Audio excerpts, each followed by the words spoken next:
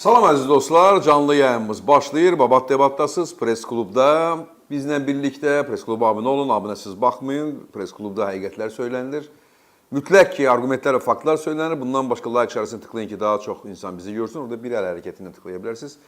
Bir də hansı şəhərdən, hansı ölkədən baxırsınızsa onu da mütləq qeyd edin. Monitorinq önəmlidir. Bilirəm ki, dünyanın hər tərəfindən hamı bilir. Çünki siz haradan baxdığınızı yazırsınız və kommentləri oxuyurlar. Kommentlər yüzlərlə, bəzən minlərlə kommentlərimiz olur. Orada QR kodu görürsünüz. Ekranın sağ tərəfində QR kod vasitəsilə bizə yardım edə bilərsiniz, bizə yardımcı ola bilərsiniz işlərimizdə, bizim araşdırmalarımızda və istənilən ölkədən o QR kod vasitəsilə, üstəlik də açıqlama bölməsində link var, link vasitəsilə də bizə maliyyə yardımı göstərə bilərsiniz. Rusiyadan, Avropadan, Amerikadan, istənilən ölkədən. Əvvəlcədən sizə təşəkkürümüz var əziz dostlar. Bugünkü qonağımız isə siyasət fəlsəfə doktoru Teymur bəy Qasımlı. Teymur bəy, xoş gəldiniz. Xoş gördük Kamran bəy. Sizi izləyiciləri salamlayıram. Növbət dəfə qonağınız olmaqdan çox şadam. Azad bəy də var olsun. Çox sağ olun, çox sağ olun. Azad bəy də bizimlə birlikdədir və baxın. İndi hər tərəfdə təbii ki, hadisələr olduqca yüksəlməkdədir və görünür bu dalğa həm savaş dalğası, həm iqtisadi çətinliklər dalğası bizim də əhatəmizdə və bizə də həm çıxmaqdadır, həm də yaxınlaşmaqdadır. Amma gəlin başlayaq, indi bir saat ən aktual Ermənistanda baş verən hadisələrdir. Gəlin oradan başlayaq. Çünki görünür, deyirlər ki, bu seçkilərdən sonra Paşinyan Koçaryanı da, Sarkisyanı da həbs eləyəcək və orada bu Qarabağ cəryanına, Qarabağ hərəkatına qarşı böyük bir kampaniya başlanacaq. Əslində biz bunu çoxdan gözləyirik. Hətta Azərbaycanda bəziləri deyirlər ki, o Koçaryanı tutub Azərbaycanı da ekstradisiya edə bilər. Mən buna biraz inanmıram, amma hər halda sizin fikrinizcə bu önəmlidirmi və Paşinyan axıra kimi gedəcəkmi bu işdə? Nikol Paşinyan seçkilərdən zəfərlə çıxdı, qalib gəldi.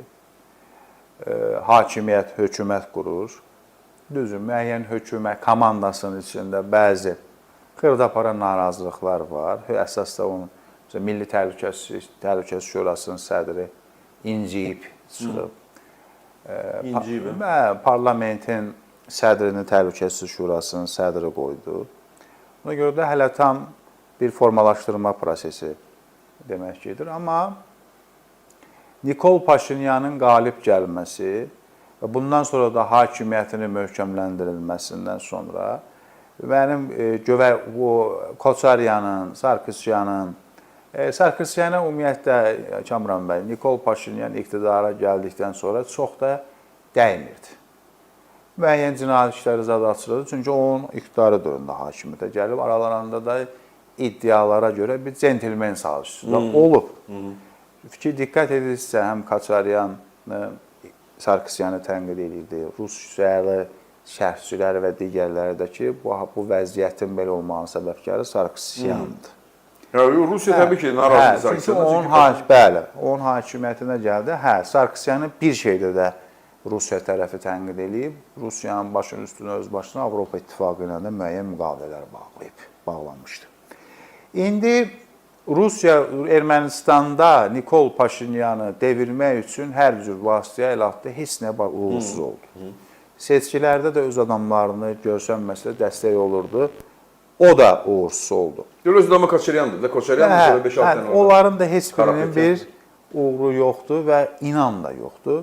Və düzgünə qalsa da, düzgün təhlil etsə də ikimiz birlikdə, Nikol Paşinyana da Ermənistan hal-hazırda alternativ də bir siyasətçi, siyasi lider də yoxdur. Bugündən sonra da olub-olacağını zaman göstərəcək. Amma bundan ibarətdir ki, Nikol Paşinyan Ermənistanı irəli aparmaq fikrindədir, Ermənistanın problemlərini həll etməsi və ən önəmlisi Azərbaycan Respublikası ilə, Türkiyə Respublikası ilə normallaşma siyasətini dəstəkləyir və aparır. Ermənistana və erməni xalqına, erməni siyasətçilərinə heç vaxt inam olmaz və inanmamalıyıq da. Bu belədir və belə də davam olacaqdır. Ermənistan məsəl üçün müdafiə silahlı qüvvələrini gücləndirir və s. və ilə. İndi mənim gəldiyim qənaət bundan ibarətdir ki, Sarkisyan biləsiz, Koçaryanı həbs eləmişdilər. Rusiyanın təzyiqi ilə müəyyən bir diplomatik manevr, həbsdən az o. İndi növbəti cinayət işi qaldırıb həm Sarkisyana, həm birlikdə. Həm desən oğluna da, oğluna da qaldırıb ki, yəqin mənim Nikol Paşinyan və cinayət işləri də hamısında da sənədlər, sübutlar haqlı tərəflərdə var. İndi özləri bilər öz qərarlarıdır. Koçaryan cinayətkardır, Sarkisyan da cinayətkardır. Bir dəfəlik əsasda Koçaryanı belə deyək, Ermənistanın siyasi səhnəsindən silmək istəyir Nikol Paşinyan. İndi bu nə dərəcədə uğurlu olacaq, nə dərəcədə Rusiya təzyiqlərinə tab gətiriləcək, nə də bunu zaman göstərəcək. Və ümumiyyətlə də Rusiyanın, Ermənistanın daxilində olan Rusiya təsirini azaltmaq istəyir. Bu seçkilərdə göründü ki, azaldılıb. Amma əsas təsir Teymur bəy seçkilərə qədər nə bacarıcı Rusiya elədi. Bundan sonra məncə çətin olacaq o Rusiyanın orada nəsə. Nikol Paşinyan da Avropa Birliyini, Avropa İttifaqının siyasətçilərini çağırdı İrəvana. Bilirsiniz, böyük bir Azərbaycan Respublikası prezidenti Cənab İlham Əliyev onlayn çıxış etdi. Elə o ən böyük dəstək idi. Təbii, təbii. Yeri gəlmişsə Zelenski isə onlayn idi. Elə özü gəlmişdi ora. İlk dəfə də Zelenski özü bu müharibə ərəfəsində gəldi Ermənistana. Çünki Ermənistan Rusiya hakimiyyətinə, Rusiya Federasiyasına üstörtülü müəyyən dəstək verirdi. Şirkətlər və s. o sanksiyadan qaçanların hamısı açıq dəstək verirdi. Açıq. Hətta BMT-də həmişə o Krım məsələsində belə Rusiyanın tərəfində Ermənistan əl qaldırıb, ya Paşinyana qədər. Paşinyan olan da öldü. O olan oldu, Krımın da işğalını tanımışdı. Bəli. Rusiya Federasiyasının tərkibi üçün. Nikol Paşinyan iqtidarı dönüş elədi. Düzgün dönüş elədi ki, bu belə olmalı. Və bir də Kəmran bəy, düzdür, bu yeri olmasa da bizim soydaşımız o Türkistanda da Qasım Cömert Tokayev, Qazaxıstanda da seçkilər oldu, bilirsiniz. Orada da maraqlı proseslər gedir və o da öz hakimiyyətini gücləndirir. Mən də sizin kimi fikirləri bölüşürəm ki, Koçaryanı həbs edib bizə ekstradisiya biraz çətin görsənir, tələb edə bilərik. Bu adam cinayətkardır, Qarabağda qanımızı töküb, şəhidlərimizin bahiskarıdır. Edə biləriksə, eləyə bilərik, amma bizə indiki zamanda bunu verib-verməmək bu ayrı məsələdir. Amma gəldiyim bir daha qənaətimi göstərirəm ki, bu cinayət işləri arxasında Nikol Paşinyanın həm öz hakimiyyətini, Ermənistanda belə deyək, tam söz sahibi mənəm və Koçaryanı da Ermənistanın siyasi, o Sarkisyan bitmiş bir adamdır. Koçaryanın da, çünki Koçaryana Rusiya Federasiyası çox inanır və Sarkisyan inanır, həmişə də inanır.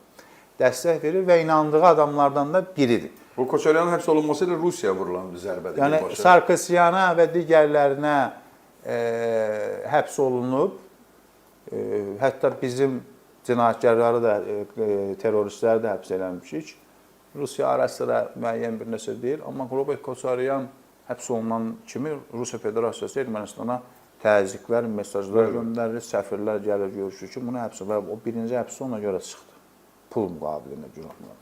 Ona görə də mən bunu belə dəyərləndirirəm ki, Ermənistanda söz sahibi mənəm, Koçaryan da Rusiya, Ermənistan siyasi səhnəsindən silinmə mərhələsi davam edir. Üstəlik də Koçaryanı həbs etməmişdən əvvəl, yəni bu məsələ başlamamışdan əvvəl çıxış elədi və Paşinyan söylədi ki, bir neçə yerin adını çəkdi ki, bura Azərbaycanın ərazisidir.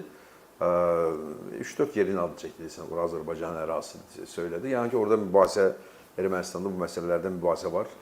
Açıq söylədi ki, bu Azərbaycan ərazisidir. Bir də yeni konstitusiyadan danışdı. Dedi ki, yeni konstitusiyanı biz qəbul edəcəyik və burada heç bir torpaq iddiası olmayacaq. Demək, konstitusiya məsələsini həll etməyə çalışacaq. Konstitusiya məsələsinin referenduma çıxarılmasının Azərbaycanla sülh danışıqlarının sülhün olmasında birbaşa əleyhdarı Robert Koçaryan.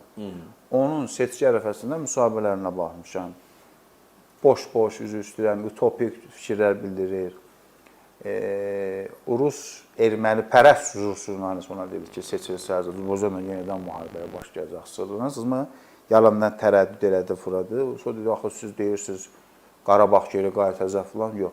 Yəni, bunun əngəlləri aradan qaldırmaq üçün Robert Koçaryanı həm Ermənistan siyasi səhnəsindən silmək və Rusiyanın təsirini azaltmaq və Rusiya ilə bu prosesləri həyata keçirmək üçün bir alver bazarlıq prosesi. Üstəlik, onu demək lazımdır ki, bax, Koçaryanın dediyi məqamlar var. Bizim buradakı taxtabaşların, yəni ki, burada Rusiya tərəfdarı olan Onların dediyi ilə üst-üstə düşür. Yəni narrativ Moskvadan eyni gəlir, həm Ermənistan, həm də Azərbaycana.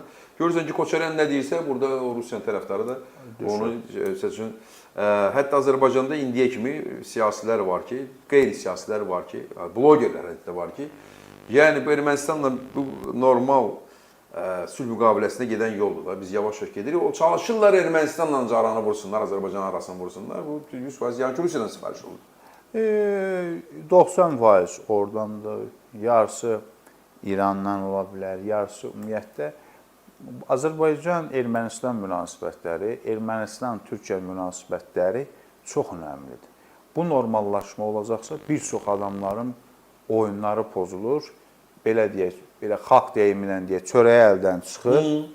Bu çörəyin daha dəqiqdir o. Hə, xalq dilimindən. İndi məni aram-aramatdan rəylər oxuyuram. Bu adam nə primitiv danışır, nə bilim nə danışır.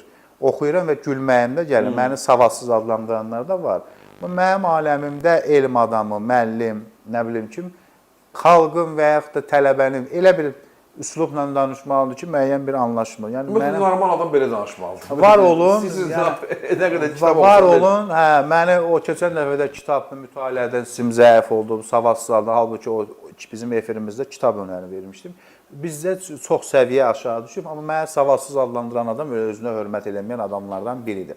Yəni çörəyinə bais olur. Bu Rusiya, İrandır. Ona görə də özə bu İranın bu vəziyyəti, Rusiyanın Ukraynaya bataqlığı olduğu müddətdə də bu normallaşma çox böyük, önəmlidir. Amma Azərbaycan Respublikasının prezidenti Cənab İlham Əliyev də deyib, Rəcəb Tayyip Ərdoğan cənabları da deyib, o konstitusiya, o iddialar rəsmi götürüldükdən sonra demək bu normallaşma olacaq. Hə, Türkiyə tərəfinin xüsusi elçisi olan bir şəxs Sərdar Qılıc, professional diplomatdır. Bu adam tələsir. Bu adamın bizə qarşı da müəyyən bir şeyləri də var, bunun üstündən keçirəm. Bu istəyir ki, bu tez normallaşma olsun Ermənistanla. Və maraqlıdır Ermənistan mətbuatı da, Ermənistan dövlət tərəfi də bu adamı çox övür, çox tərif. Adamın görəvi nədir? Nə? Türkiyə Respublikası prezidentinin Ermənistanla normallaşmaq üzrə müşavir. Məhz Ermənistanla normallaşma üzrə. Keçmişdə diplomatdır. Keçmişdə diplomatdır, səfir olub. Yəni bir sol kökənli bir insandır. Yəni bu adam Azərbaycan tərəfinə müəyyən, amma bu normallaşmanı istəyir. Hətta müəyyən şərtlərsiz də bu normallaşmanı. Əslində işi ondan ibarətdir onun. Yox, yəni şərtlərsiz, tez istəyir olsun. Hə, tez siz məni tutduğunuz sözümü. Şərti biz deyirik də. Hə, yəni mən o da onun bu tərəfdarıdır. Yəni bir isti baxır. Amma Ermənistan parlamentində sədri Türkiyənin əsas Hə, o bizim mənim bildiyim də var ki, bizim müəyyən diplomatlarımız, nümayəndə və s. də bu Sərdar Qılıcla müəyyən bir söhbətlər olub ki, belə biraz tələskənlik, tələsməkdə olmaz. Yəni bu prosesdə indi Ermənistanın enerji və s.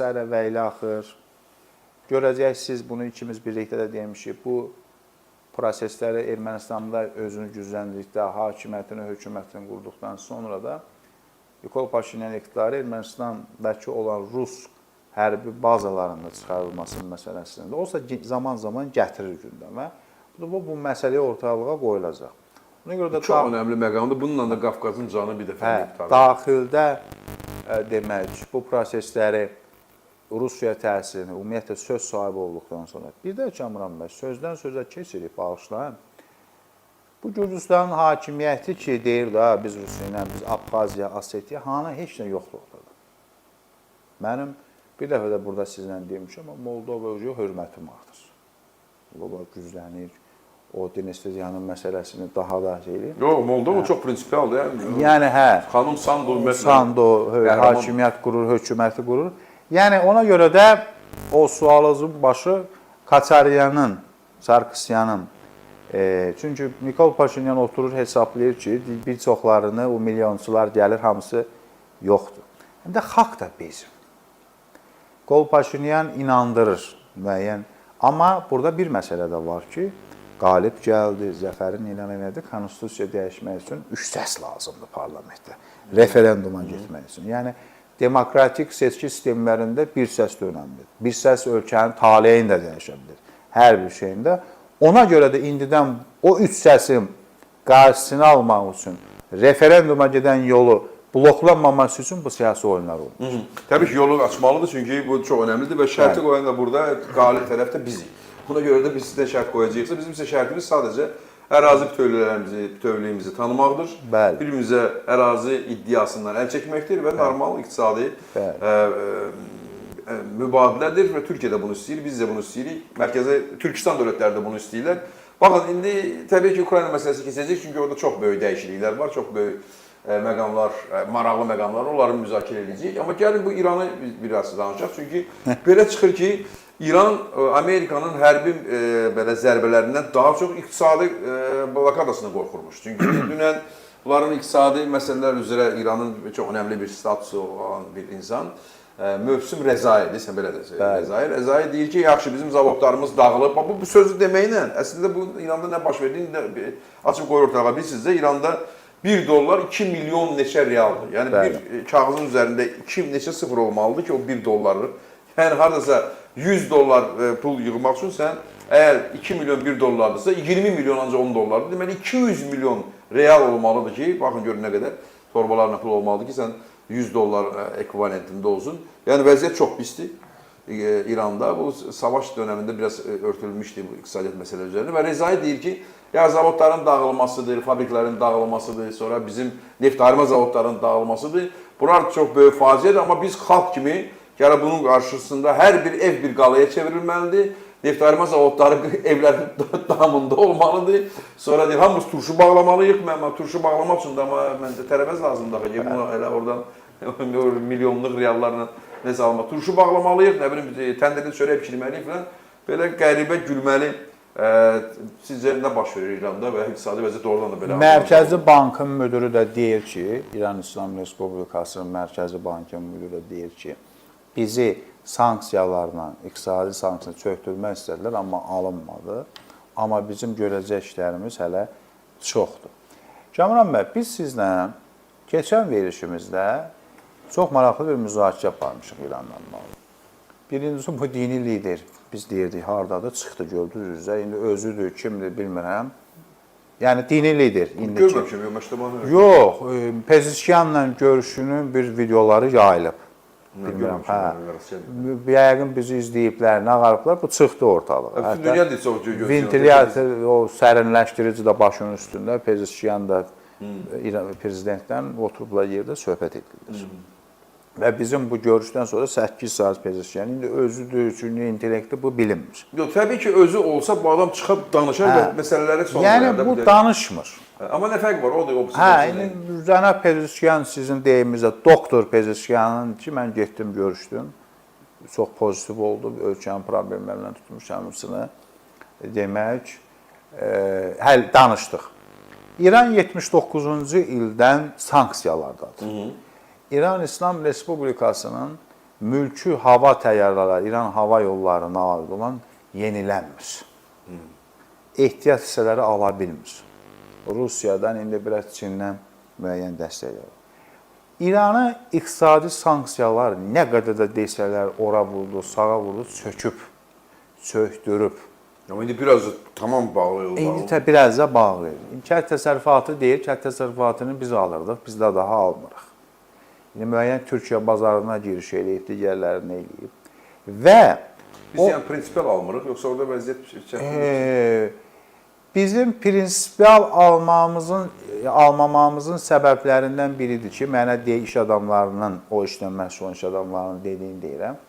Həm gəlmək, getmək məsələsi bağlaşıb, gətirmək, biraz keyfiyyət məsələsi, həm də bu müharibə məsələsi, həm də müəyyən bizim məsələ. İndi bizə pulun devalvasiyası da orada maliyyə kollapsı. İndi bizə müəyyən kənd təsərrüfatlarının bir çoxu qardaş Türkiyə Respublikasından gəlir. Həm də bu iqtisadi sanksiyalardan çıxmağın artıq bir çıxanları da çıxa da bilmir, əvvəl çıxırdı. Rusiya bunlara dəstək olurdu.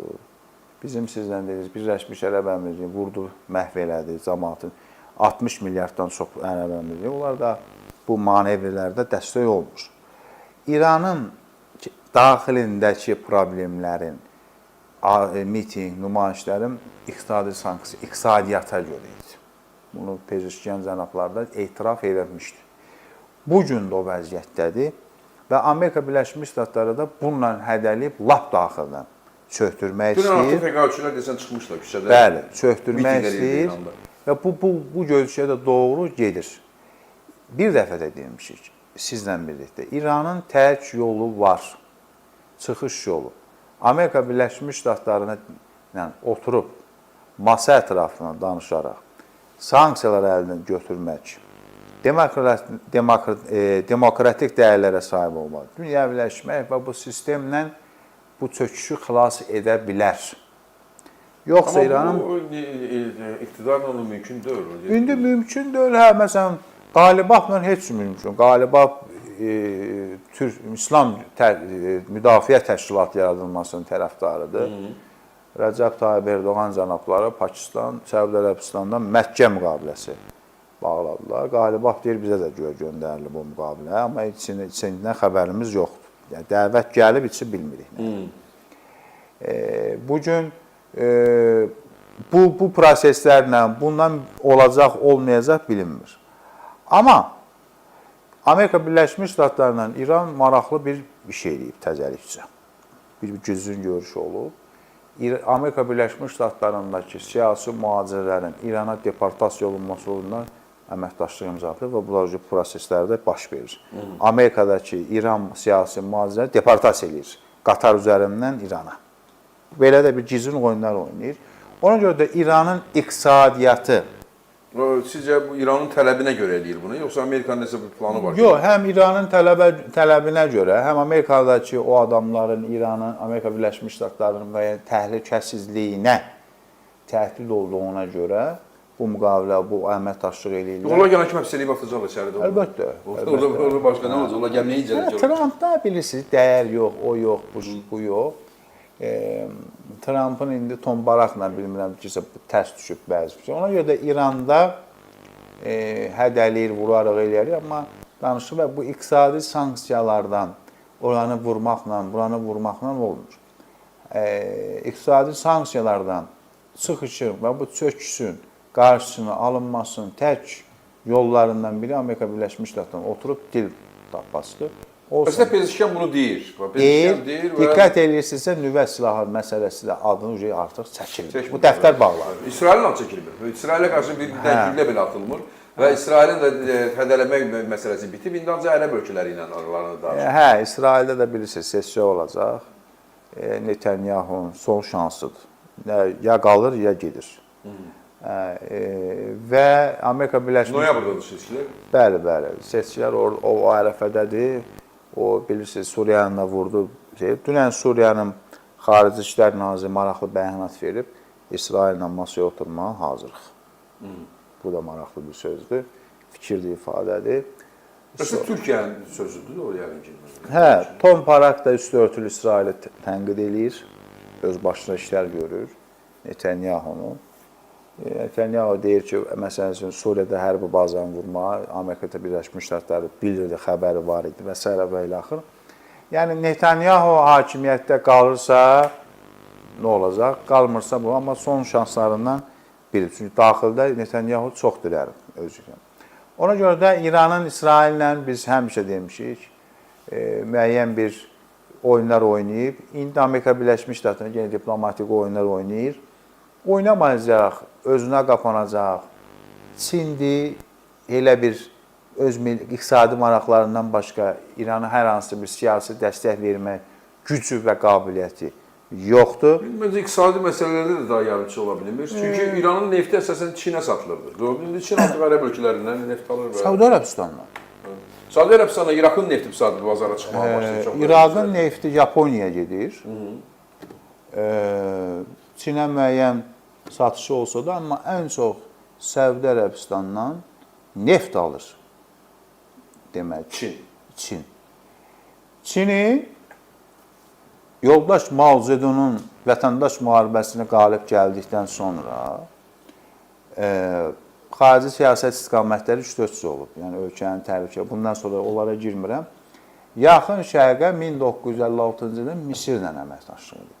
Mao Zedong yoldaşın hakimiyyəti illərində anti-imperializm və ölkənin təhlükəsizliyini qoruma və tanıtma olub. Misirdə də anti-imperialist Birləşmiş Amerika əmbəssada və yaxın Şərq dövlətlərindən elə əməkdaşlıq qurub. Çin. Amma və lakin Mao Zedong yoldaş öldükdən sonra, Deng Xiaoping gəldikdən sonra bu ideoloji anti-imperializm xəttindən çıxıb Çinin milli maraqları çərçivəsində enerji maraqlarını təmin etmək üçün yaxın Şərqə qədəm qoyur. Əsas da sizin gördüyünüz İran-İraq müharibəsindən sonra lap yaxınlaşır. Bugün Çinin yaxın Şərqdə əsas məqsədi enerjidir, boğazlardır, bir kəmər bir yol layihəsinə də dəstək almaq və 20 yaxın Şərqdə limanların payı var. Və yollar tikir, körpülər tikir və s. Yəni bir nömrəli əsas bir işi neft, enerjidir və bütün ərəb dövlətlərini qucaqlayır. Və onlarla da oturur. Heç bir işinə qarışmır. Səudiyyə Ərəbistandan isə bilirsiniz də İranı başlayan Çindir. Ən önəmlisi də yaxınlaşmağının səbəblərindən biri. Bilir ki, Səudiyyə Ərəbistan həmişə Amerika Birləşmiş Ştatları ilə oturur. Amma diqqət etdinizsə, Rusiya-Ukrayna müharibəsi dövründə, əsas da Biden administrasiyası devrində nə qədər yaxın Şərq dövlətlərinə təzyiq elədi, heç kim nefti dayandırmadı. Yəni, nə ucuzlaşdırmadı, nə bahalar. Heç bir dedi, biz sən Rusiyaya qarşı olan sanksiyalar heç birinə qarışmırıq. Yordaniyadan başqa. Və dəstək yox. Səudiyyə Ərəbistan isə açıq Uyğur məsələsində Çinin yanında olur. Müsəlmanların içində. Yəni, bu var. Amma Çin... Yəni, müsəlmanları qıra bilərsən, mən də sənin yanındayım. Hə, Səudiyyə Ərəbistan onu deyib. Amma Səudiyyə Ərəbistan, Çin Səudiyyə Ərəbistanla dostdur, münasibətləri yaxşıdır. Buradan İranla onu barışdırır. Burada bir şey yadır. Mao Zedong yoldaş Fələstin azadlıq hərəkatına həmişə dəstək olub. Pekində nümayəndəlik olub. Çin hakimiyyəti də həmişə onu bu gün də o işlə məşğul davam edir.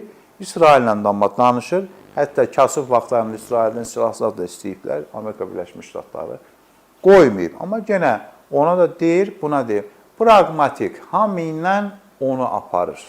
Əslində öz maraqlarını, əgər yoldaş Mao Zedong sağ olsaydı, Ermənistanın da, yəni Rusiyanın da tərəfində olacaqdı. Yəni, 44 gün savaşa qədər danışıram. Çünki həmən o anti-imperialist xət var ki, deyirsiniz. O anti-imperialist xət bütün Çini acından öldürmək ərəfəsində gətirib çıxartmışdır. Bəli, bəli. Yadınızdadırsa, indi o... Mədəni inqilab.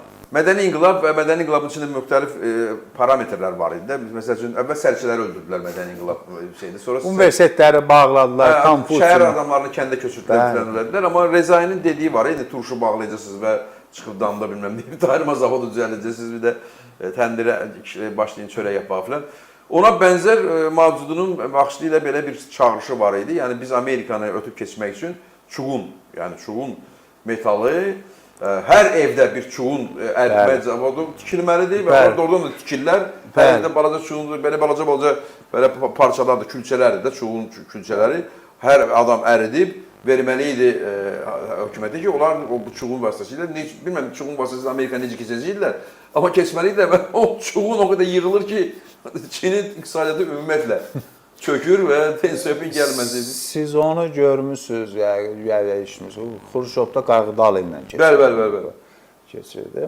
Amma Kamran bəy, bu Mr. Net, Andrey Gromyko, iqtisad elmləri doktoru, professor, 27 Xarici İşlər Naziri oldum, bir səhvim olmadı, amma Qarbasova səs verdi, mən böyük səhvimdir. O Mao Zedong yoldaşa bir dəfə deyib ki, yoldaş Mao Zedong, siz doğrudan anti-imperialistsiniz, siz doğrudan Amerika düşmənisiniz. Və bundan əlavə də demək,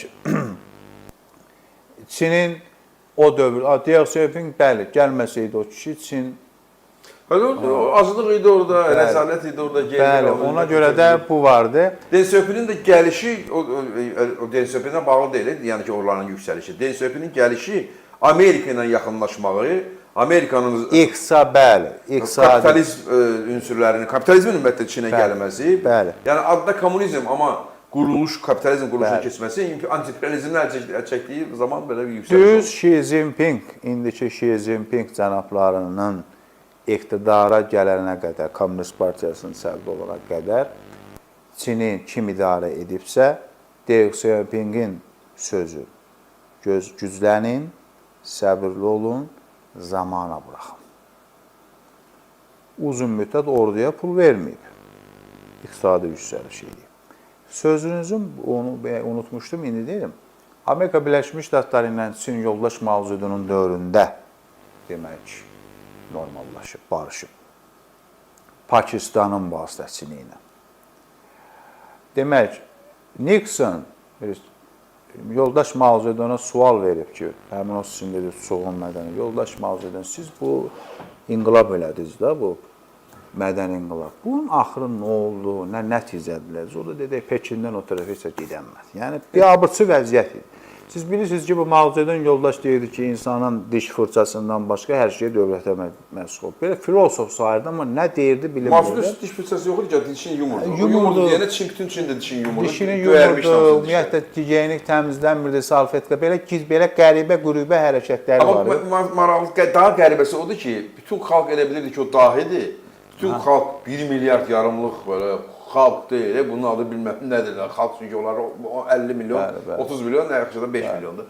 Yəni 1 milyard yarımlıq o insan kütləsi onu dahi sayırdı və onun hər dediyi doğru sərçə. Görürsünüz, yəni 1 milyard yarım adam bir qəribə psixologiyası olan insanın əmri ilə bütün sərçələri öldürürsə, baxın, ölkədə bütün sərçələri öldürürlər. Yəni bu adam çıxır deyir ki, çörək ona görə yoxdur ki, sərçələr buğdayı yeyirlər, biz sərçələri öldürməliyik. Bunlar bütün sərçələri öldürürlər, sonra görürlər ki, həşəratlar artdı.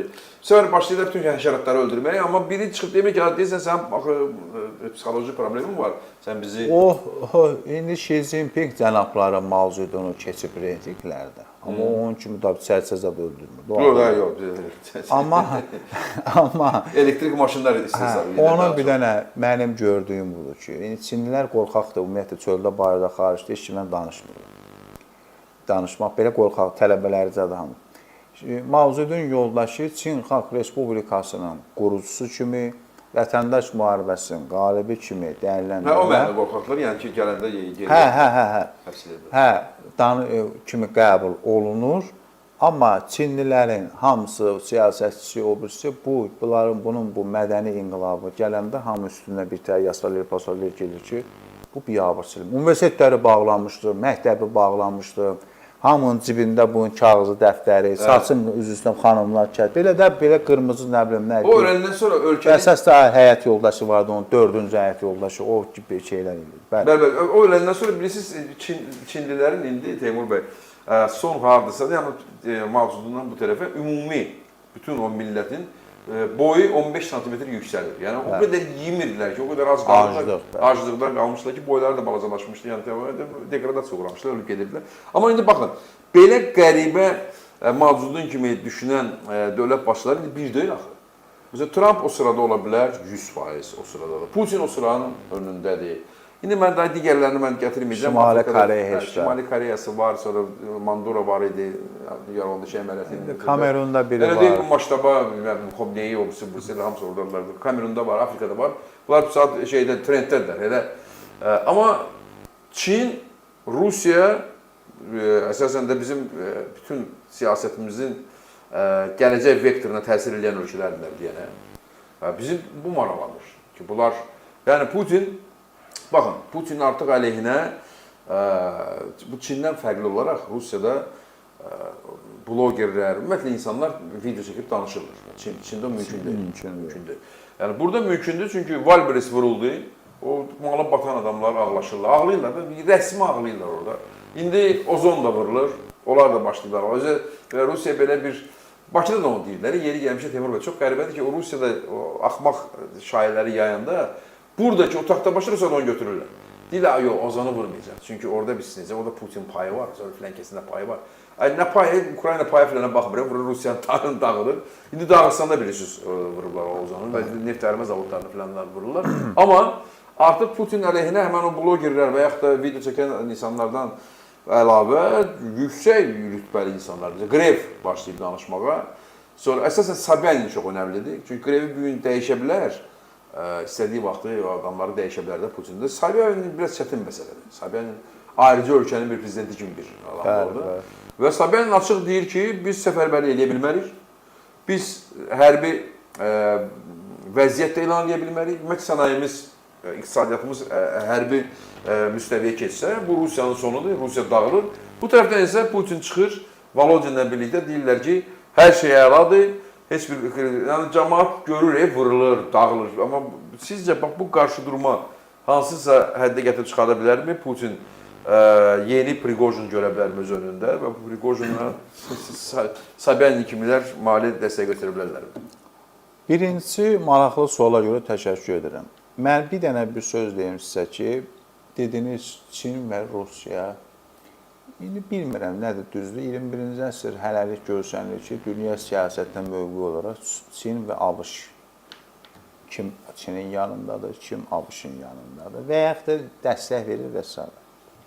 Yəni iki qütb var da, Çin var, bir də ABŞ var. Var olun, cümləni tamamladınız, fikri tamamladınız. Bir misal bizə 44 günlükdə dəstək verən Pakistan İslam Respublikasının baş naziri cənab İmran Xan həbsxanadadır. Niyə devrildi? Çinə dəstək verirdi. Çin idi. Çin yanlısı idi. Bir kəmər... Bizim onu deyin, açıqlayın, çünki vətəndaşlarım çox bilmirlər məsələn. Bir kəmər Azərbaycanda Pakistan şünaslarda peyda olub. Pakistandan bir səhifə kitab oxumayanlar ağzına gələnlərə danışır. Ümumiyyətlə Azərbaycan efirləri biabırçı vəziyyətdədir. Çox biabırçı vəziyyətdə daha.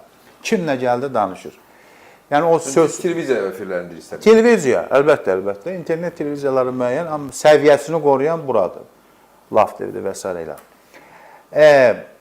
İmran Xan Pakistanın baş naziri olduğu dövrdə bir kəmər, bir yol layihəsinə böyük dəstək verdi və Çin Pakistanda böyük limanlar aldı, böyük yolları.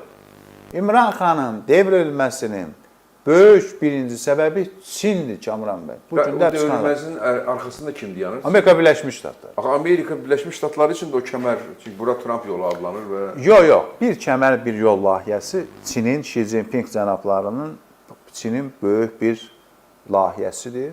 Bizdə var onun üstündə, bir çox dövlətlər də var. Yəni, 21-ci əsr Çin Amerika qütbü kimi görsənir. Mən buna indi Pakistana misal çəkdim, çox ola bilər. Gürcüstanda limanların yarısı da Çinindir. Bizim özümüzlə də mən həmişə demişəm, hamı ilə salam eləməliyik, sağ ol eləməliyik, iqtisadi əməkdaşlıq eləməliyik, amma ehtiyatlı olmalıyıq Çin məsələsində. Çin heç kimin işinə qarışmır. Çin ən böyük uğurlu işi budur. Heç kimin işinə qarışmır. Üzdə qarışmır, açıq deyək. Yox, qarışır öz meydançasında. Bangladeşdə, Şri Lankada, oralıqda. Oralıq deyir, mənim poliyam, heç bura gəlməz. Mənim meydanımdır. Yəni, Laos, Kamboca, Vietnam filan. Hamısı Vietnam, Yaponiya, Kore, buralıqda istəyədim. Yaponiya konfrontasiyadır. Yaponiya Çinə təbii ki, tabi deyil. Tabi olmasa da... Ayrıca bir qütbdür. Ayrıca bir qütbdür, amma Yaponiyanı da Amerika Birləşmiş Ştatları həmişə ona görə dəstəkləyib ki, bir dənə Asiyada güclü kommunizm var, Mao Zedong yoldaş qalib gəlib, ona görə də bunun qarşısını alması üçündür. Yəni, bugün Yaponiyada da bir banaqlı baş nazir var, qəribə fikirlər bildirir. Nəysə. Qəribələr yavaş-yavaş başına gəlirlər. Gəlirlər. Kamran bəy, Rusiya Federasiyasını biz hər dəfə yenə yazacaqlar altda, bu neçə ildir deyirlər, deyirsiniz. Qardaş, dağılda bundan artıq dağılmağı nə eləyir? Sən yazmır da, özləri görürlər, indi qaçırlar. Görmürsünüz də növbələrdə Gürcüstan sərhədində. Yəni, mən rəyləri oxuyuram, orada oturan insanlar özü rəy yazır. Azərbaycan Respublikasında oturub, bilmirəm, harada yaşayır, o bizim əksimizə, yəni vicdanlı adamlar da yazır ki, ay qardaş, mən burada oturmuşam, görürəm burada vəziyyətlərdir. Heç kim, nə Kamran Həsənli, nə Teymur Qasımlı demir ki, Rusiya dağıldı, yer üzündən sildi. Dağılmaq o deyil ki, İran da raket atır, onu atır, iqtisadi sanksiyalar içində üzür, vəziyyəti pis deyil. Əlbəttə. Açdın soyuducu boşdursa, obyektlər yanırsa, ölkə dağılır. Mən də dövlətin başında olsam, bu belədir. Hər şey yaxşıdır, vəziyyətdən çıxma, amma pərdə arxası elə deyil. Elə deyil, təbii ki. Yəni, bu mən çıxıb deməyəcəm ki, ölkə dağılır. İndi özü çıxdı dedi ki, Vladimir Putin, siz məndən də baxıram, biz paylaşırsınız, bilirsiniz. Neft məsələsi, benzin məsələsində embargo qoydu. Limit. Qardaş, vurulur da bu fakt. Rusiya Türkiyədən benzin alır. Hə, Rusiya çıxış yolu yoxdur axı. Bu İsrail, İran, Amerika müharibəsi bir bəhanə idi. Sizin keçən dəfə də müzakirə eləmişik. Özünü istədi ki, yenə xalq dili ilə deyim, bir sağ sonra ki, ay Avropa, bax bu İran məsələsi, mən sizə bir neft verim. Avropa dedi, sağ ol qardaş, işin avan da olsun, mən səndən istəyirəm. Gördü, bu da əldən çıxdı. Yaxşı, çəkilim Qurana bir İran biraz da əssin, nə bilim, sonra bir İrana dedi ki, humanitar yardım elədi, kəşfiyyat məlumatları verir, müəyyən bir silah-sursat məsələlərindən də müəyyən verir. Çox böyük hava hücumla müdafiə İran yalvarır, vermir. Öz-özünü qoruya bilmir axı. Vermir, S-400 istəyirəm, vermir. Verməyəcək də, Obama ilə gizli müqavilə var. Bəli. Amma belə oldu da, mən verməyəcəm, sən də Polşaya patriotlar yerləşdirməyəsən. Bu da var. İndi Sobyanin belə maraqlı fikirlər bildirir. İndi bu nə güc alıb, nə qüvvə alıb. Amma bu bir dəfəlik Kamran bəy, bu görsənən budur ki, indi siz o mətbəxi daha gözəl bilən insan olur. İçində də, oliqarxı da, indi bu xalq heç, Rus xalqı, siz demiş, indi blogerlər çəkməsə, bəlkə onu da... Onlar da anlaşırlar. Yəni, ətrafı da yığılıb cana. Əsas o da, o görünür. Ki, bilirsiniz, etnik qarşıdurma yaratdı, oranı bombaladı, o gedir, o zavodu partlatdı, Taciklə, Özbək, Azərbaycanla kimi, o oyunlar da qutarıb, keçmir. İndi düzdür, bizə qarşı diaspora fəallarımızı demək, başlayıblar həbs eləməyə. Azərbaycan-Rusiya münasibətlərindən istəsəz toxunarım. İndi, bəli, Sobyanin fikirlər bildirir. Hara kimi bu fikirləri bildiriləcək, hara kimi bu fikirləri Vladimir Putin cənabları qəbul edəcək, udacaq, hara kimi də necə olacağını zaman göstərir. Kamil bəy, bu açığa bildirir. Yəni, Sobyanin özü Putinlə görüşən adamdır da, Moskvanın meridir təbii. Birbaşa. Birbaşa o hakimiyyətə yaxın adamdır, iclaslarda iştirak edən adamdır hər yerdə. Amma bu, hansısa jurnalistə verdiyi müsahibədə Putinin əleyhinə danışır. Yəni, Putinin bütün siyasətinin əleyhinə danışır ki, biz müharibəni çağlamalıyıq deyir. Müharibə Rusiyanı məhv edir və üstəlik də bu məqamda biz əgər hərbi xəttə keçsək, hərbi vəziyyətə keçsək, Rusiya dağılacaq. Bu deməkdir ki, siz dediyiniz kimi o ətrafda çox pullu adamlar, qüdrətli adamlar, çünki onların pulu batır da, onların pulu batır, onların bütün... Kamran bəy, bu zorla müharibə başlayandan, işğala başlayandan, Ukraynaya işğal etməyə başlayandan, istəyirdi o da işğal edənlər. Zorla, qeyri-qanuni, konstitusyon olaraq da səfərbərlik qanunlarını pozur. Bezib, heç kim qalmıyor. Qaçırlar, gəl deyirəm, növbənin ucu bucağı yoxdur, desən Gürcistan axırı bağlanıyor. Baxın, Gürcistandan əlavədə bu yaxınlarda da olmuşdu. Azərbaycan Respublikası tələbə gedib ora, nə planşetindən nə çıxıb, nə bilim, nə edib, ölüb. Cinayətçi qaldırıblar, get cəbhəyə, vuruş, sonra gəl, gedərsən universitetə. Ümumiyyətlə, mən başa düşə bilmirəm, bu Rusiyaya oxumağa nəyə gedirsin? Bu nə var bu Rusiyada? O adamların içində, o Rus sevdaları, mən o adamı tanımam, şəxsən dediyim mən də bilmirəm, mətbuatda kimsə paylaşmışdı. Rusiya olmasın, gedənlər də var, bilənlər də var. Ümumiyyətlə, bu səfərbərlikdə adam qalmayıb. Özbək, Özbəkistan soydaşımızı, Taciki, keçən dəfə dedik sizə xanımlar, hamını yığır, türmədən adam qalmayıb, kim təbdil cinayətkar tutur, qara millət, ya içəriyə. Bununla da olur, düzəlmir. Rus da vuruşmaq istəmir, qaçır. Həmişə kimi də. Hə, ordu da idarə edənlər də səfərbərlik, nə qədər səfərbərlik və üstəgəl də bu səfərbərlikdə də rüşvət, korrupsiya mənbəyidir. Orada bilirsiniz necə, hətta insan alveri var orada. Yəni, bilirsiniz, ona görə də yəni, bu da qeyri-qanun üsullarını keçdirir. Sonra vuruşu olan adamları ölkəsinə verməyin, nə bilim, onu verin, bunu verin, yaşasın, nə bilim, neynəsin. Hər cür atın, amma bu səfərbərlik də alınmır. Psixologiyada böyük fərq var. Bizim savaşda növbələr hərbi komissariatların önündə idi. Yəni ki, bizim gənclər vətən uğrunda savaşa və düşmənə qan utdurmağa, düşmənin qanını tökməyə hazır idilər və onun üçün orada növbə vardı. Yəni, ölkənin sərhədində dördü, qarşı-qarşıda deyildi. Burada isə bunu göstərir ki, Rusiyada o xalq doğrudan da müharibənin əleyhinədir. O sadəcə Putinin həmən o qurduğu o hüquq belə mühafizə orqanlarının belə yumruğundan qorxur. Xalq sadəcə qorxur. O qorxur da tutur, aparır, öldürür, yoxa çıxardır. O Navalny necə öldürdülər, Nemtsovu necə öldürdülər, yəni gözünün önündədir. Qaçır, amma bu qaçışın sonu bəzən mənə elə gəlir ki, həmən etirazlara gəlib çıxacaq. Amma gəlin Azərbaycan-Rusiya qarşıdurmasını siz. Buyurun. Var olun, Sobyan arxasında müəyyən böyük qüvvələr var. Patruşevlə yaxşı münasibətləri də olduğu da var. Və böyük qüvvələr dediyim milyonsuzlar oliqarxlardır. O oliqarxların Putinə də dəstəyi var. Amma özü də bu adamın Moskvanın meri olmasına, seçilməsinə dəstək olur.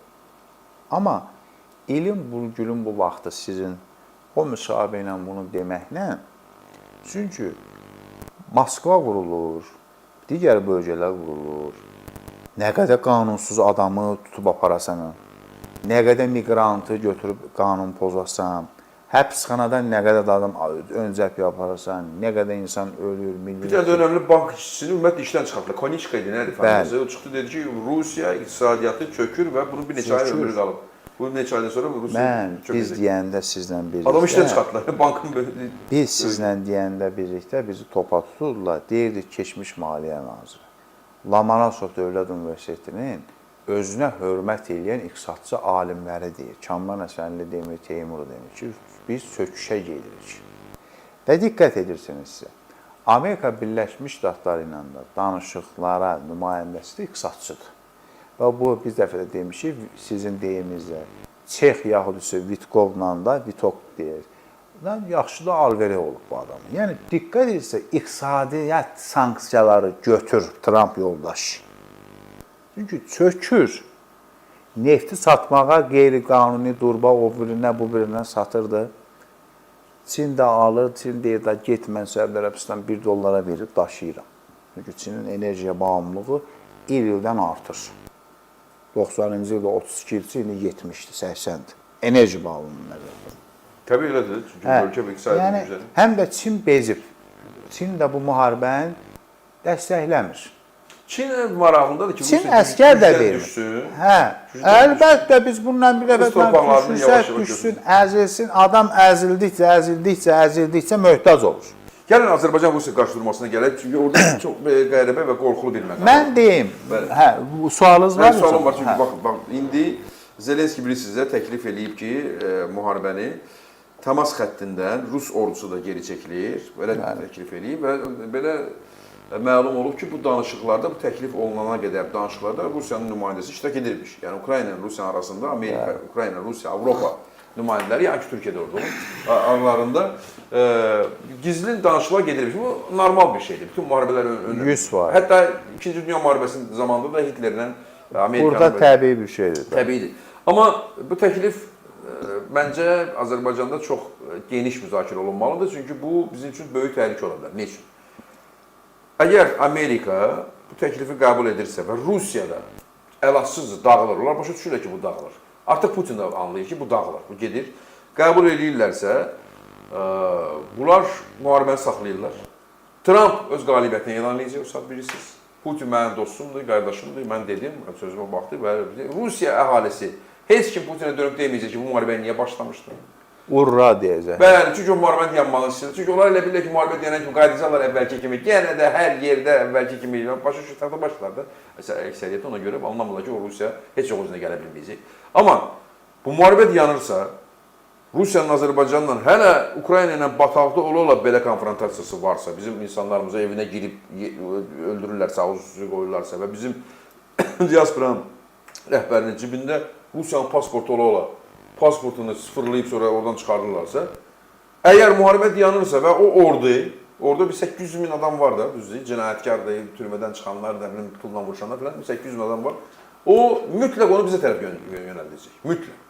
Əgər Ukrayna o bizə tərəf gəlsə ordu gələndə, Ukrayna doğrudan da müqaviləyə uyğun ki, Avropa ilə Amerika doğrudan da imkan verməzlər Ukraynaya ki, təzə müharibəyə başlasın. Çünki onlara bel bağlama mümkün deyil Avropa ilə. Mümkün deyil. Əgər Ukrayna sakit dayanarsa, bizim vəziyyətimiz, mən demirəm, biz uduzacağıq. Təbii ki, biz bu savaşa davamlıyıq və Türkiyə var, amma Pakistan var və Mərkəzi Asiya dövlətləri, Türkistan dövlətləri var, amma bu bizə lazım deyil. Bu bizə qətiyyən lazım deyil. Ona görə də Ukraynanın qalibiyyətinə daha çox çalışmaq lazımdır. Sizcə dayana bilərmi burada savaş və dayanarsa bizim işimiz nə olmalıdır? Mənim gördüyüm bundan ibarətdir ki, biz nə qədər Ukrayna Respublikasına açıqdan ölkəmizin başçısı dəstək verir və açıq mesajlar verir. Birisi Yushchenko da gəlmişdi Bakıya. Çox önəmli məqamdır və Rusiya ondan sonra tamamilə onlarda belə yanıqlıq başladı. Var olun, tutursuz mesajları. 16 dəqiqəlikdə bir saytə müsahibə verib Yushchenko, baxmışam da. Və Azərbaycan Respublikasının prezidentinə də Cənab İlham Əliyevə böyük təşəkkür edir, bizə dəstək. Hər dəfə biz Ukrayna ilə sıx münasibətlər, açıq torpaq ərazi bütövlüyünü dəstəklə Rusiya qızışır. Cılız oyunlara keçir. Diaspora fəallarını deportasiya edir və gözəl edir. Cibində də Rusiya pasportu var. Bu bax ki, ümumi dedim axı az öncə. Qanun yoxdur, beynəlxalq hüquq hər şeyə pozur. Miqrasiya qanununu pozur. Tələbəyə deyir ki, oxumaq, get vuruş soracaq. Qardaş, mən bura oxumağa gəlmişəm. Sənin ölkənin onda vuruşmağa gəlməmişəm. Mənim öhdəliyim var öz ölkəmdə. Yəni bilirsiniz, o Sobyanin gəldi, yəni o da ki, yəni nə qədər əsgər tələbələrə deyir, girməyin, abituriyentlərə hamı, bu qeyri-qanunludur, yığ, apar, hamını ona qəsdə belə öldür gəlir. Mənim gördüyüm bundan ibarətdir ki, Rusiya bizə təzyiq eləyib, açıq mənim yanımda dur, KTMT-yə deyib, mənim yanımda dur, Qazaxstana deyib, mənim yanımda dur. Qasım-Cömert Tokayev profesional diplomatdır. Çox ustalıqla da bu işlərin hamısı Qazaxstandan Tokayev yoldaş deyib ki, cənabları, gedin işinizlə məşğul olun. Gedin olsun müharibə. Bizə indi agresiya artıb. Çünki Qazaxstan, Qırğızistan Rusiyanın yanındadır, o ayrı. Amma dəstək olmasına biz önəmli faktoruq. Biz enerji veririk. Biz Avropa enerjisindən bunu söyləyə gedib əldən. Bu dəli olub. Bu cılız işlərlə... Bizə qarşı olan məğlubiyyətin təməli həmən o enerjinin Bəli. Yushchenko'nun gəlməyi. Yushchenko dedi ki, Qarabağ müharibəsindən sonra müsahibə verib Minvala sahibini. Rusiya, Azərbaycan azad olub Rusiyadan. İndi biz ona doğru gedirik və biz də olacağıq. Bu cümlə ilə belə cümlə deyil, belə fikir deyil. Yushchenko nə qədər də bir dəfə seçilsən, müəyyən uğursuzlar olsa da yenə özünə hörmət eləyir, müəyyən saxlayır. Və bu mövzu 100% prezidentimizlə danışır. Prezidentimizlə də görüşüb, çoxdan da tanışam. Bu mövzu orada müzakirə olunur. Mərkəzi Bankın müdiri olanda da dedi rəhmətli prezident mərhum Heydər Əliyevlə də yaxşı münasibətlərim oldu. Yəni bu çox bir gözəldir. Yəni Azərbaycan dövlətini bəzi adamlar qınayırdı. Görürsə Azərbaycan dövləti zaman açıqlanır ki, biz Ukraynanın yanında. Və indi mövqe tamamilə Azərbaycan, Ukrayna eyni mövqedir. Bu belə də olmalıdır. Bir dəfə də demişik. Dövlət başqa, o təpədə yerləşlər var ki, deyir Rusiya budur. Demək, sən Qarabağın işğaldan azad olunmasına məyus olmuşsan, sevinmirsən. Çünki orada bir Qarabağdır. Adamın torpağı işğal altındadır. Gürcüstanın mövqeyi nə qədər də oldu, olmadı Gürcünün, Abxaziya, Osetiya işğal altındadır, Gürcünün torpağıdır. Moldovanın nə qədər mövqeyi nə oldu, olmadı, Dnesteryer bölgə işğal altındadır, Krımda. Sən bunları dəstəkləyirsən, sən bunları qəbul edirsən, sonra Qarabağın 30 ildə işğalda olmağına sevinmirsən. 100% düppədüz siz analiz edirsiniz, bu belədir. Bu belədir. Qaldı bu Amerika Birləşmiş Ştatları Trumpın, mən demişəm, bu müharibəni heç kimin dayandırmaq gücü yoxdur. Bu müharibə ancaq Ukrayna xalqının Kiyevin uğurlu strategiyası ilə, qalibiyyəti iləndir. Bir sözlə, burada belə bir şey çıxdı ortalığa ki, Teymur bəy, Rusiya heç NATOya qarşı vuruşmur, heç bir qərb qarşı durması yoxdur. Rusiya öz işğal etdiyi keçmiş ölkələri geri qaytarmaq istəyir. Təzədən bizi müstəmləkə eləmək istəyir. Bunu işi ondan sonra hələ kimləsə üzbəüz qalacaqmalı. Bəli. Kamran bəy, o dediyiniz təhlillə mən sizin başqa bir yerdə də demişsiniz.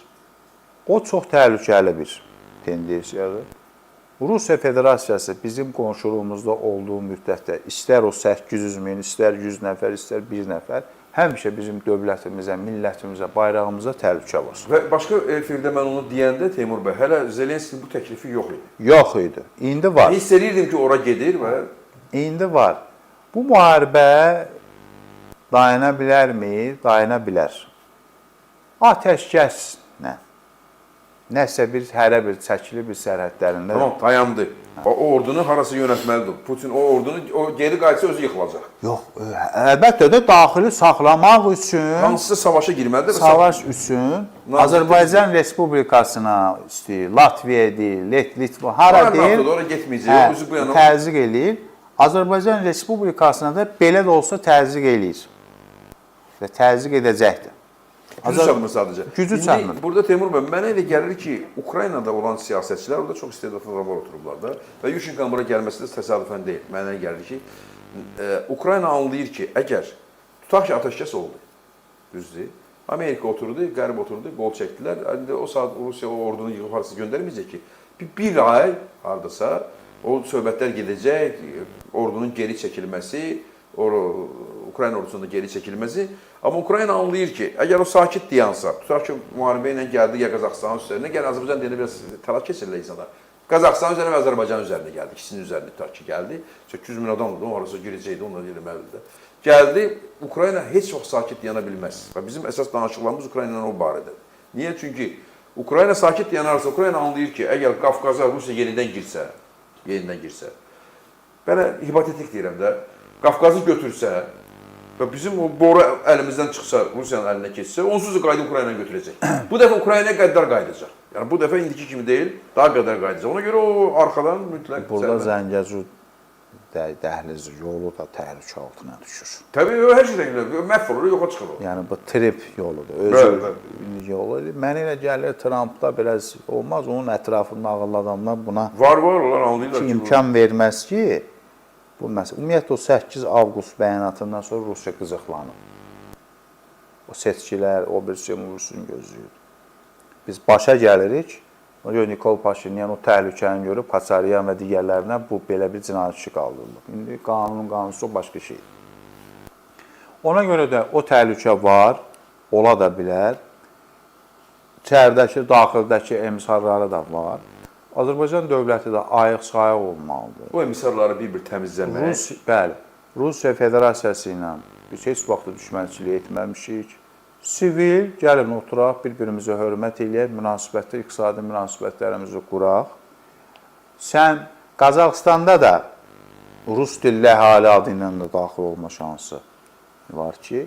İntihası Qazaxıstanda Çin var deyə başa düşürsən. Hə, Qasım-Cömert Tokayev Çin meyilli bir adamdır. Bir də Rusiyanın canı buradadır, Qafqazdadır. Əlbəttə. Daha doğrusu Azərbaycandadır. Əlbəttə. Canı burada, demin canı Mən bir dəfə də demişəm sizə.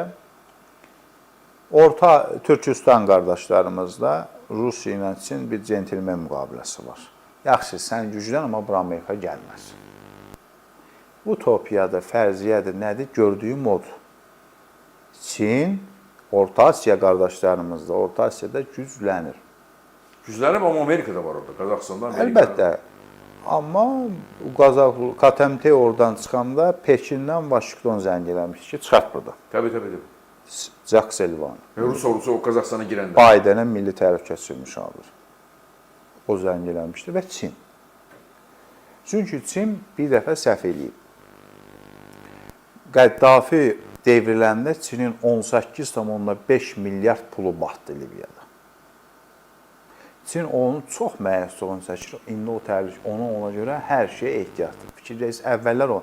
İndi görürsünüz, Səudiyyə Ərəbistana, İrana pul qoyub, gəlir deyir ki, burada batmaması üçün pul var, Suriyədə. Amma onların daxilində nə gedir, onu önləmək gücü qaydası da yoxdur. Mən Səudiyyə Ərəbistan son zamanlarda Amerikadan çox uzaqlaşıb. Uzaqlaşıb deyəndə müstəqil siyasət aparır Amerikada. Pul gəlib. Yəni Trumpın meydan oxuduğu Çinə Salman dostluq edir. Uyğurmasın. Ona görə də indi Türkiyə ilə başlayıb yaxınlaşmağa. Çünki o başa düşür ki, Çin onu qoruyan deyil. Sabahlarım o ərazinin ən güclü ölkəsi Türkiyədir. Türkiyə ilə Səudiyyə Ərəbistanın münasibətləri həmişə yaxşı da olmayıb, normal. Uzaq olub da bir-birlərinə çox. Hə. Onda ərəb milliyyətçiliyi var da, o tarix kitablarında Təbii. Osmanlılara kin gülürlər. Amma bu Məkkə müqaviləsinin Türkiyənin qoşulmasında Pakistan qardaşlarımızın, Pakistan dövlətinin böyük rolu olub, dəstək olub. Yaxşıdır, yaxşıdır. Bu İrana da bir mesajdır. İran bugün bu ərəfədə heç ki, nə Səudiyyə Ərəbistan, nə o birisinə də daxil eləmək gücündə, qüdrətində də deyil. O dediyiniz o 1 milyonu, o real çöktürüb, onunla məşğul. Təbii, İran Və qazan bişirin, çörək bişirində belə dövlət rəhbərin belə söz demək. Mən gözün oxuyanda dedim ki, yəni bu kimsə bunu belə zarafat edib. Siz çox gözəl bir-birimizi bugün fikir, diskusiyalar tamamladıq ki, çuğunu da bu biri gətirir, elə də onu oxşadır. Gənə cəhənnəm o çuğunu gətirir, gənə də arzu olan çuğunu satıb verir. Bu, turşu bağlayın, çörək bişirin, belə bir şeydir. Rusiya Federasiyasından həmişə bizə təhlükə gəlib, gələcək də. Ona görə dövlətimiz ayıq-sayıq olmalıdır və olur da. Müharibədən dayandırmaq gücü kiminsə yoxdur. Ola bilər atəşkəs olarsa, amma Kamran bəy, Ukrayna daxilində möhkəmlənmək lazımdır. Müəyyən salxantılar, zəifliklər var. Bunun da qarşısını almalıdır. Və bir də Ukrayna Azərbaycanın müttəfiqidir. Bu müttəfiqidir və bu bizi çox sevindirir. Bir də Kamran bəy, fürsətdən istifadə edərək bir məsələni qeyd etmək istəyirəm. Bizim bilirsiniz ki, doktoranturaya qəbul olunanda hamı imtahan verir, dil imtahanı. Azərbaycan Respublikasında çox qəribədir ki, bütün dünyada hamı dil imtahanını verir, girir, götürür elmi rəhbərini seçir, yazır. Bizdə qəribədir, hər dəfə mərhələ daxil olur, nə bir ingilis dilində imtahan verir, müdafiə edincə, bu biabırdır. Ona görə ölkənin Təhsil Naziri Cənab Emin Məmnunov deyir ki, 7% müdafiə edir, ümumiyyətlə azdır, elmə gələn yoxdur. İndi nə demək istəyirəm? Azərbaycanda son zamanlarda bir problem yaşanıb. Bu, Azərbaycan Respublikasının Nazirlər Kabineti qərar verib. Qərarına əsasən beynəlxalq IELTS, TOEFL alan sertifikatda dil imtahanından azaddır, doktoranturaya qəbul olunan bilər. Çox təəssüf olsun ki, Dövlət İmtahan Mərkəzi öz muxtariyyətindən istifadə edərək bu qanun qəbul edib. İndi bu qanun konstitusiyaya duyulundu, Nazirlər Kabinetinin verdiyi qərara əks bir qərar verib. O, həmin TOEFL, IELTS alan insanların haqqını tanımır və özü imtahan götürməyə başlayıb. Və nə qədər də parlaq, savadlı gənclərin qarşısı alınır. Dil bilmək, ingilis dili bilmək o demək deyil ki, yaxşı vətəndaş olacaqsan, yaxşı alim olacaqsan, yaxşı elm adamı olacaqsan, nə bilim nə demək deyil. O qədər mən ingilis dili bilənlər bilirəm, dil bilmək çox əla bir şeydir. İngilis dili bilmək də hamısın, amma öz ana dilini bilmək şərti ilə. Elmdə labüddür, vacibdir, bəli, lazımdır. Amma o demək deyil ki, kimsə ingilis dilini bilirsə, bu yaxşı alimi mənim gözü qabağımda, dissertasiya müdafiələrində görürəm. İngilis dilini bilir, yazdığından da xəbəri yoxdur, savadsızında biridir. Ona görə də Dövlət İmtahan Mərkəzindən də xahiş edirik ki, bu çıxartdığı qərara uyğun, bu Nazirlər Kabinetinin verdiyi qərarı niyə heçə sayıb və niyə bunu eləyib? Və yaxud da ki, bu nə qərardır ki, nə qədər cavan, parlaq gənclər qalıb qıraqda və şəxsən də özümün tanıdığım var, tanıdıqlarım da var ki, bu absurddur bu. Sən özün təzən imtahan götürürsən və qəbul eləmirsən. Və IELTS, TOEFL, özünüzün balanızda, evladınızda xaric, bu dünya çapında bir haramçılıq yox, rüşvət yoxdur ki, gedib verəm alam TOEFL-ü, AFS-i qardaş, gəmən verim.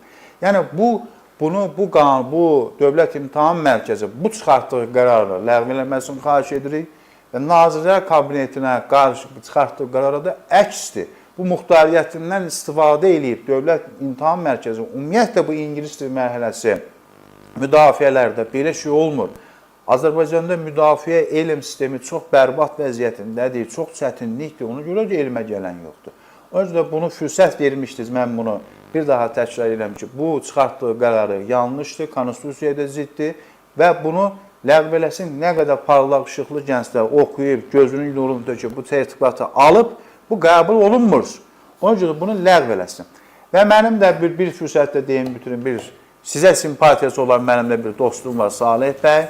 O da bizə baxır edir. Onun da bir tərkibi ondan ibarətdir ki, bizim mərhum, şərəfli generalımız, general-mayor Polad Həşimovun şəhid olduğu günü kimi Azərbaycan Respublikasında dövlət səviyyəsində kimi bir milli birliyimiz, bir oyanış günümüz kimi də qeyd olunması idi. O da onun arzusu, təşviqi sizin icazənizlə səsləndirdim. Teşekkür ederim. Geldiği bize verdiği o haberi çatdırdığına göre biz çalışaq ki onu burada. Hə, bunu da mən bir təkvir elə kimi sürdüm.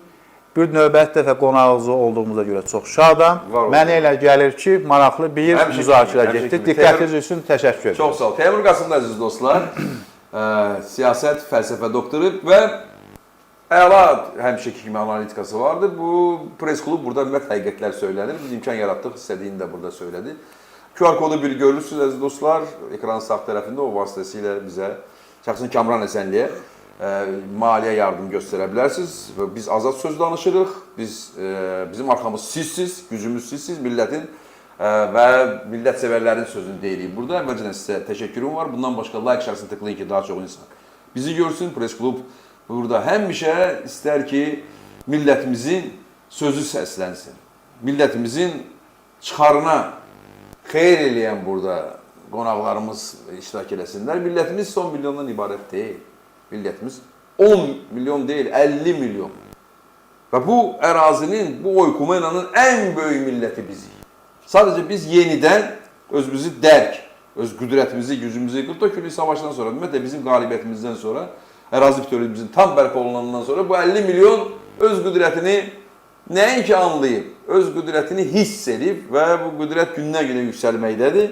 O yüzden də buradan Təbrizə, Reyə, Rəşdə, Ərdəbilə, Zəncana, Ənzəliyə, Xoya, Urmiyaya, Dərbəndə sevgimiz, salamımız var. Təşəkkürlər, Tanrı sizə olsun.